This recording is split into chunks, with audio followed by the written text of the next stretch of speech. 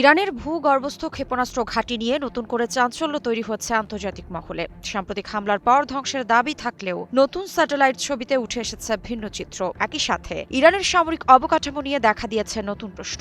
তবে কি কয়েক সপ্তাহেই ঘুরে দাঁড়ালো ইরান? এবং সত্যিই কি ভূগর্ভস্থ ক্ষেপণাস্ত্র ঘাঁটি ফের সচল করছে দেশটি? সম্প্রতি যুক্তরাষ্ট্র ও ইসরায়েলের ধারাবাহিক হামলায় ইরানের বেশ কয়েকটি ভূগর্ভস্থ ক্ষেপণাস্ত্র ঘাঁটি ক্ষতিগ্রস্ত হয়। হামলার লক্ষ্য ছিল এসব ঘাঁটির প্রবেশপথ ধ্বংস করা, সুড়ঙ্গগুলো অচল করে দেওয়া এবং ইরানের ক্ষেপণাস্ত্র কার্যক্রম সীমিত করা। কিন্তু নতুন স্যাটেলাইট চিত্র বলছে ভিন্ন কথা। মার্কিন সংবাদ মাধ্যম সিএনএন এর বিশ্লেষণ অনুযায়ী ইরান ইতোমধ্যে ক্ষতিগ্রস্ত এলাকাগুলোতে পুনর্গঠন কার্যক্রম শুরু করেছে। বুলডোজার, ডাম্প ট্রাক সহ বিভিন্ন নির্মাণ যন্ত্র ব্যবহার করে সুড়ঙ্গের প্রবেশমুখ পরিষ্কার করা হচ্ছে এবং ধসে পড়া অংশ পুনরুদ্ধারের কাজ চলছে। শুধু তাই নয়, ক্ষেপণাস্ত্র উৎক্ষেপণ যান চলাচল ঠেকাতে যে সড়কগুলোতে বোমা হামলা চালানো হয়েছিল সেগুলোর বেশিরভাগই আবার মেরামত করা হয়েছে। স্যাটেলাইট ছবিতে দেখা গেছে হামলায় তৈরি হওয়া গর্তগুলো ভরাট করা হয়েছে এবং কিছু স্থানে নতুন করে পিচ ঢালাইও করা হয়েছে। তাহলে প্রশ্ন হচ্ছে, এত দ্রুত পুনরুদ্ধার সম্ভব হলো কিভাবে? বিশ্লেষকদের মতে ইরানের সামরিক অবকাঠামো দীর্ঘদিন ধরেই এমনভাবে তৈরি করা হয়েছে যাতে আংশিক ক্ষয়ক্ষতির পর দ্রুত পুনরায় কার্যকর করা যায়। শুধু প্রবেশপথ ধ্বংস করলেই পুরো ক্ষেপণাস্ত্র নেটওয়ার্ক অকার্যকর হয়ে যায় না।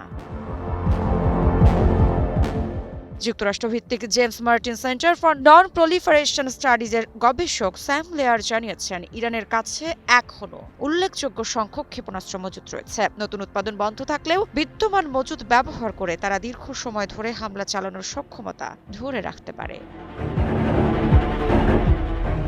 এই পরিস্থিতি আন্তর্জাতিক নিরাপত্তা বিশ্লেষকদের জন্য নতুন প্রশ্ন তৈরি করেছে, কারণ সামরিক হামলার সাময়িকভাবে কার্যক্রম ব্যাহত করতে পারলেও দীর্ঘমেয়াদে কৌশলগত লক্ষ্য অর্জন কতটা সম্ভব তা নিয়ে বিতর্ক তৈরি হয়েছে। বিশেষজ্ঞদের একাংশ মনে করছেন, বাস্তবসম্মত দীর্ঘমেয়াদী পরিকল্পনা ছাড়া শুধুমাত্র অবকাঠামো ধ্বংস করে স্থায়ী ফল পাওয়া কঠিন। এদিকে সামনে এসেছে আরেকটি গুরুত্বপূর্ণ তথ্য। ওই প্রতিবেদনে বলা হয়েছে, ইরান ও যুক্তরাষ্ট্রের মধ্যে হরমুজ প্রণালী খোলা রাখার বিষয়ে একটি প্রাথমিক সমঝোতা হয়েছে। যদিও চূড়ান্ত কোনো চুক্তি এখনো হয়নি এবং এ বিষয়ে আরও কয়েক মাস আলোচনা চলতে পারে। JBS holdings limited